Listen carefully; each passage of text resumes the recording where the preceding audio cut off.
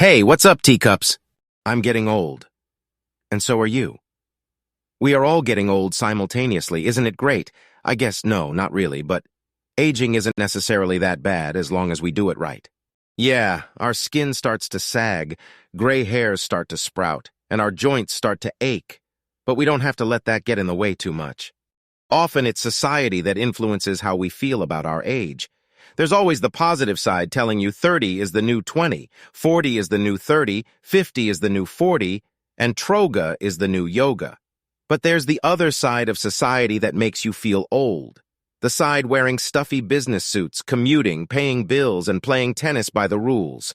This projects seriousness, and seriousness is not fun. Obviously, seriousness has its place, like in politics, at the bank, and when attending funerals, but we don't have to be serious all the time. Still, most of us drift away from childish play and instead try to perfect our meticulous routines.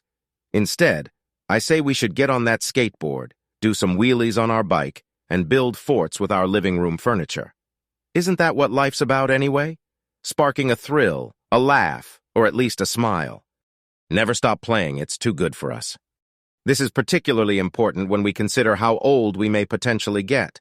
It's no longer the Stone Age where our life expectancy was early 30s. We now have decades more, and relatively our childhood is such a small percentage of that. I say we don't let it stop. We need to remember we can always learn new things to make us feel young and curious again. Take up surfing in your 60s, start gaming in your 70s, and wipe food on other people's faces at all ages. Studies show that learning new skills throughout our life is good for happiness and our neurological processing. If we stagnate, our brains become lazy and get stuck in their neurological pathways. That's why it's stereotypical for people in the later parts of their life to be stubborn and closed off to new ideas. There are many exceptions, of course, and it's likely these golden oldies have a playful heart that has stayed with them through the decades. They never let it fade. On the other side of the scale, there are young people who are already as serious as a heart attack. It's not surprising given the stress of modern life. It's changing fast and it's hard to keep up. But remember, you're not alone. There's probably someone around that needs a smile too, so why not go ask them to pull your finger and smell the cheese? Or at least wipe some food on their face. And if they don't laugh or smile, brace yourself for a punch in the face. But hey, it's all fun and games. Anyway, stay curious. The world may seem limited and predictable sometimes, and sometimes it proves you right. But there are always new things to discover. Put some hot sauce on your ice cream, sit on the toilet backwards, cover your body in treacle and have a horde of hamsters lick it off. Start a hardcore punk band that only plays covers of Celine Dion. There's so much to do in so little time. No more talking. Time for action. We must look after ourselves as we age. Not just our minds, but also our bodies. I'm not talking about filling your lips up with some synthetic crap or getting a butt lift so you can still turn heads when you're swishing your way up and down the bingo hall. I'm talking about things that increase our longevity, like looking after your joints and heart.